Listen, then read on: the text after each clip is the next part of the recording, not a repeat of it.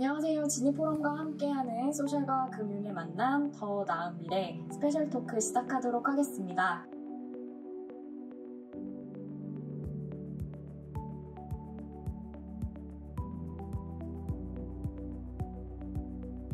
함께 행복한 세상을 만들어가기 위해서는 사회와 경제 전반에 대한 우리의 꾸준한 관심이 필요할 것 같은데요. 오늘은 특별히 청년 그리고 미래 세대들을 위한 금융, 경제 시스템 어떻게 만들어가야 할지 장혜찬 평론가님 모시고 이야기 나눠보는 시간 갖도록 하겠습니다. 평론가님 안녕하세요. 안녕하세요. 시사평론가 장혜찬입니다. 주로 정치평론 활동을 하시는데요. 오늘은 청년 장혜찬님으로 모셨거든요. 네. 평론가님의 청년의 시절 어떻게 잘 보내고 계신가요? 네, 저는 눈코 뜰 새 없이 시간이 좀 지나가는 거고요. 일단 제 전공이 음악이었습니다. 제가 재즈 드럼과 예술 경영 부분을 전공을 했었는데, 그래서 공부를 이제 어느 정도 끝내고 음악 학원도 운영을 했었고요. 네, 작지만 음악 학원도 운영을 하고 학생들 가르치는 일을 하다가 우연히 또 다른 경로로 빠져들어서 영화 제작이나 이제 웹툰 만드는 일을 하다가 또 알 수 없는 이유로 방송에 출연하게 되면서 정치적인 뉴스 주로 등장하게 되었고, 그러다 보니 정치인들의 여러 가지 행보나 메시지를 컨설팅 해주는 일도 일찍 시작을 하게 되었는데, 일단 직업이 중요한 게 아니라 저는 그 일을 하면서 내가 온전히 몰입할 수 있느냐가 중요한 것 같아요. 그런데 지금 제가 후배들이나 또래들, 친구들 보면서 안타까운 건 직업 선택의 기준이 내가 얼마나 몰입할 수 있느냐, 내가 여기서 얼마나 집중하고 보람을 느낄 수 있느냐보다는 경제적으로 얼마나 안정된 직업이냐, 이게 다 선택의 첫 번째 기준이 되잖아요. 저는 그게 절대 나쁘다고는 생각하지 않는데, 20대나 30대 자기 인생의 첫 커리어를 시작할 때 선택의 기준이 경제적 안전성이 되어버리면 그 뒤로 나이가 들면 들수록 다른 도전을 하긴 더 힘들어지거든요. 그래서 한 살이라도 어릴 때 20대 중후반 때 사회의 첫 발을 내디딜 때는 정말 가슴 뛰는 일, 내가 마음껏 몰입할 수 있는 일을 한번 해보고, 그게 잘 안 됐을 때 30대 한 초중반, 중후반이 되어서 그래도 이제 경제적 안정을 선택할 수 있는 일로 갈 수 있으면 참 좋은 시스템일 텐데, 지금 한 발 삐끗해버리면 완전히 사회적으로, 경제적으로 낙오자가 되어버리는 시스템이다 보니까 그런 도전을 제가 후배들에게, 동생들에게 강요하는 것도 마음이 편치 않더라고요. 그래서 그 과정에서 이 20대 친구들이 마음껏 자기 심장이 뛰는 일에 도전할 수 있도록 금융지원 분야가 조금 더 탄탄해진다는 거예요. 그래서 한 번 도전했는데 실패해도 사회적 낙오자가 되는 게 아니라 금융지원이나 여러 가지 시스템을 통해서 두 번의 기회, 두 번째 찬스라고 하잖아요. 세컨 찬스가 주어지는 우리 사회가 된다면 더 많은 청년들이 다양한 분야에 도전할 수 있고, 그로 인해서 훨씬 더 많은 부가가치가 사회에서 창출될 수 있지 않을까 하는 안타까움을 느끼고 있고요. 그래서 경제나 금융이 좀 딱딱하게 느껴지지만 청년들의 꿈과 도전에 있어서 경제 시스템, 금융 시스템이 병행되어야 된다는 생각을 현장에서 참 많이 하게 되는 것 같습니다. 근데 또 보시는 분들은 이미 많이 안정되셨고, 네, 그렇게 볼 수 있죠. 네, 어느 정도 성취도 이루신 것 같고, 그게 또 되게 배울 점이 많다고 생각을 하면서도 안정이 된 상태니까 어쩌면 더 편하게 그런 말씀을 해주시는 거 아닐까 하고 질문이 드는 분들도 있을 것 같거든요.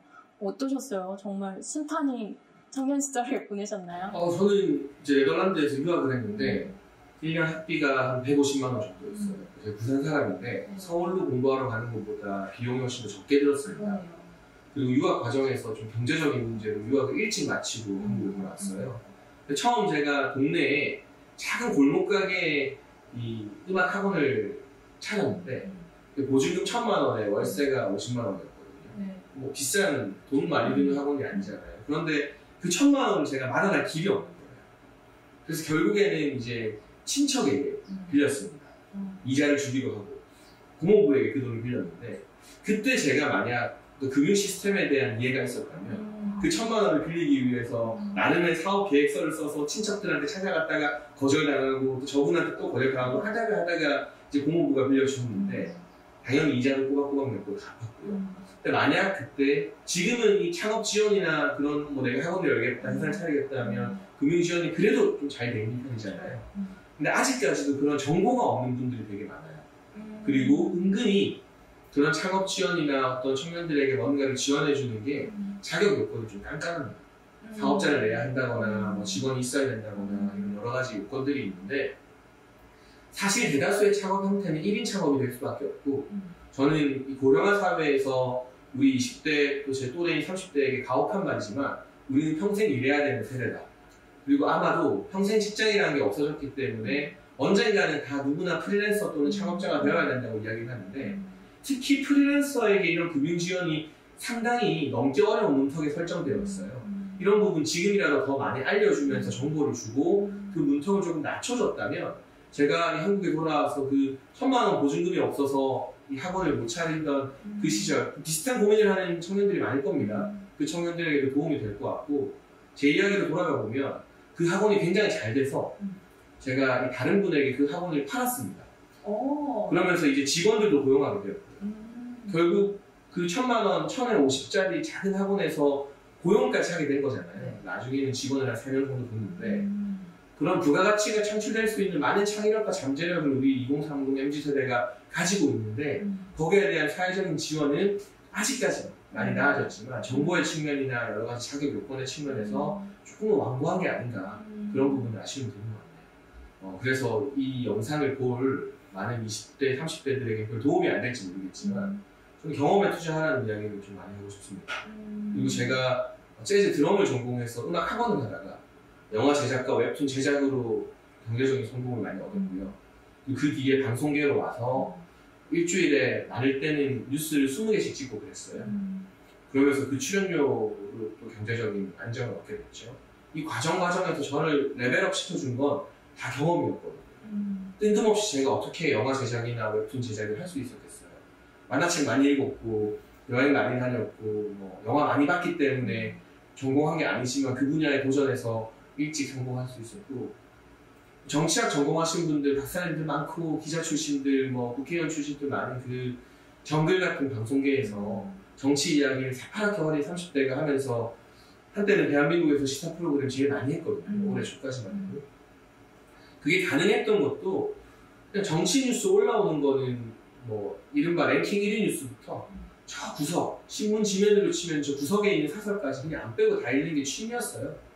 그러니까 그런 관심사, 그런 경험 덕분에 좀 직업 전환도 자유로운 편이었고 제가 설령 이제 정치 일이나 방송 일을 못하게 돼도 먹고 사는 거나 직업에 대한 걱정이 별로 없어요. 왜냐하면 경제적인 안정감이 있어서가 아니라 저도 그 집안채 반이 대출이고 뭐 나름 안정됐다 해도 이제 계속해서 돈 들어올 구석이 있는 게 아닌데 재테크 안 하기 때문에 내가 워낙 다방면에 관심이 많고 경험을 투자를 했기 때문에 다시 웹툰 제작해도 난 잘 될 것 같고 안 되면 음악 학원해도 되고 뭔가 할 수 있는 직업 선택의 자유가 저한테는 되게 많이 보이거든요. 그렇기 때문에 이게 좀 소설 같은 소리로 들릴지 아닐지는 잘 모르겠지만 재테크에 대한 관심 전 나쁘다고 생각 안 합니다. 하지만 그 주식이나 코인에 대해서 공부하는 것 반의 반만큼이라도 내 전공과 상관없는 다양한 분야의 취미 활동이 되었건 뭐 리포트가 되었건 이 경험을 주고 경험 투자하고 관심을 가지는 게 제2의 인생, 제3의 인생을 열어주는 나비 효과를 언제 일으킬지 모르기 때문에 그런 부분에 대한 투자도 어릴 때 게을리하지 않았으면 좋겠다는 말을 하고 싶습니다. 혹시 청년들이 뭐 창업을 하고 싶거나 새로운 일에 도전하고 싶을 때 다양한 방법들을 좀 찾아보게 될 텐데 그런 것들이 더 많이 알려지고 또 청년들에게 맞닿을 수 있는 접점들이 많으면 좋겠다고 말씀을 해주셨어요. 혹시 우리가 그런 것들에 대한 정보를 알려고 한다고 했을 때 과연 어떻게 그런 것들을 좀 찾아갈 수 있을까요? 일단 정보의 비대칭성이 좀 문제인 것 같아요. 제가 2030 전문가 싱크탱크도 같이 운영하고 하다 보니까 주위에 스타트업 하는 대표들이 굉장히 많습니다. 뭐 어마어마하게 성공한 스타트업 대표도 있고 힘든 과정에서 고군분투하는 대표들도 있는데 보통 이 창업 시장에 뛰어들고 스타트업을 해봤던 사람들은 정부의 창업 지원금 관련된 정책을 잘 알고 있더라고요. 그래서 안 좋은 경우를 보면 이 지원금 사냥꾼이라는 신조어가 생기기도 했죠. 스타트업 대충 만들어서 여기서 지원금 받고 좀 안 되면 그냥 폐업해버리고 다시 또 팀 만들어서 지원금 받고 이런 경우도 분명히 있어요. 이렇게 정보를 잘 아는 사람들은 여러 가지 금융 지원이나 혜택을 좀 얄미울 정도로 쏙쏙 빼먹는 데에 비해서 열정은 있고 뭔가 해보고 싶은 아이디어는 있지만 관련된 정보가 없는 친구들은 어디서 이 스타트업이나 창업 지원금을 받아야 될지 모르는 경우도 굉장히 많더라고요. 그래서 금융 시스템이 제가 한국에 처음 들어왔을 때 이제 2009년, 2010년에 비해서 많이 좋아진 건 사실이죠. 하지만 과연 정보가 많이 전달되고 있느냐, 좋아진 시스템이나 금융 지원 정책 등을 많이 알리는데 홍보하는데 조금 더 지자체나 금융기관 등이 적극적이었으면 좋겠다는 생각을 많이 하게 되고요. 비단 스타트업이나 창업 이미 해본 사람들 말고 앞으로 할지도 모르는 평범한 대학생들, 지금의 그냥 20대 초반인 대상들 상태로부터 금융 공부라든가 그런 정보 알림 세미나라든가 이런 것들이 많았으면 좋겠고, 또 한 가지는 대부분의 창업 형태가 시작할 때는 1인 창업 단계로 될 수밖에 없습니다. 1인 창업은 말만 바꾸면 사실 프리랜서랑 동의어인데 제가 은행에 대출 받으러 가봐도요, 제가 신고하는 종합소득액이 꽤 높은 편이거든요, 또래에서는. 그런데 프리랜서라는 이유로, 4대 보험 받는 직장인이 아니라는 이유로 대출의 벽이나 금융 지원의 벽이 엄청나게 높아요. 예를 들면 연봉 한 4천만 원, 5천만 원 받는 회사원 친구가 한 이만큼을 대출받을 수 있는데, 제가 그 친구보다 못해도 3, 4배 이상을 연봉을 벌어도 제가 대출받을 수 있는 거 그 절반 정도밖에 안 되거나 아니면 아예 자격이 안 되거나 하는 경우가 실제 은행 현장에서 굉장히 많았어요. 속으로 이런 생각도 들더라고요. 내가 얼마를 버는데 이게 대출이 안 된다고?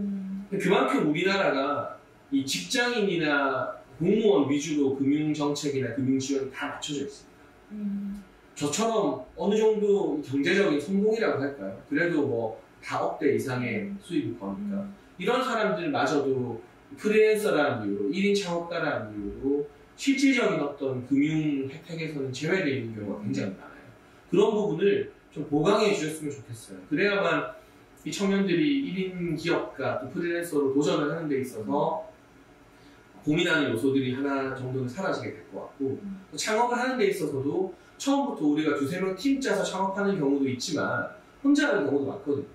그러면 사무실 같은 경우도 따로 없어요. 그냥 집에 내 방이 사무실이 되는 거예요. 우리가 맨날 애플이나 테슬라 이런 이야기 하는데 다 미국의 자기 집 차고에서 하는 거잖아요. 근데 우리는 이 차고가 있는 집이 아니니까 그게 그냥 아파트 내 방, 빌라 내 방이 있는 차고나 마찬가지인 거고. 근데 왜 사업자 주소 없고 이런 공유 오피스라도 안 쓰고 하면 창업 혜택 받기 힘들잖아요, 지원 혜택. 근데 공유 오피스에 등록해서 사업자 주소 등록하는 것에만 한 달에 몇십만 원씩 다 나가게 됩니다. 그게 다 비용이거든요. 그런 부분에 있어서 저는 특별히 1인 창업자들, 또 프리랜서들에 대한 어떤 금융 지원이나 창업 혜택 지원, 투자 지원 등이 조금 더 확대되고 그 같은 정보들이 많아졌으면 좋겠다는 아쉬움을 제가 현장에서 경험하면서 느꼈던 것 같습니다. 그럼 혹시 우리 사회를 리드하고 계신 리더분들이 되게 각계각층이 계실 텐데, 그 분들은 좀 어떤 노력을 해주시면 저희 청년들이 좀 더 창업이나 아니면 새로운 그런 금융 시스템의 혜택을 보면서 그거를 힘을 받아서 자신들의 꿈을 펼칠 수 있도록 나아갈 수 있을까요? 일단은 저는 소통하는 기회를 좀 많이 가졌으면 좋겠습니다. 성공할 리더라면 일단 그분들의 경험 자체가 도전하려는 청년과 2030에게는 엄청난 자산이 될 겁니다. 돈 주고도 살 수 없는. 그런데 TV, 예능이나 이런 데서 가끔 보고 아주 특별한 이런 지금 우리가 하고 있는 이런 행사, 이런 특별한 행사에서만 그분들의 목소리를 들을 수 있는데 좀 이런 행사 같은 경우도 많이 생겼으면 좋겠고요. 그리고 다양한 기회를 통해서 이 지자체나 공공기관이 사회적으로 성공할 리더와 이제 도전을 시작하려는 청년들이 연결해주는 그 연결 창구 역할을 좀 더 많이 했으면 좋겠어요.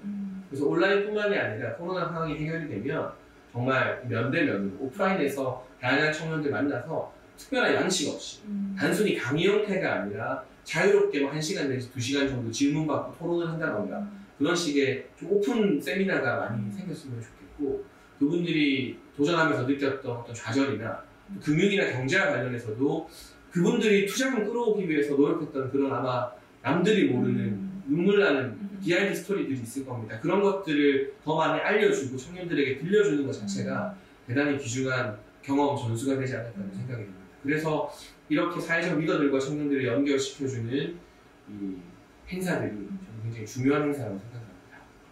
저희 지금 꿈을 향해 나아가고 있는 많은 청년들이 있는데 그 청년들에게 응원의 메시지 부탁드리겠습니다. 저도 사실은 그 학업을 중간에 포기하고 여러 가지 사유로 중도에 그만두고 돌아왔을 때 부모님 집에 얹혀 사는 시절이 있었고요.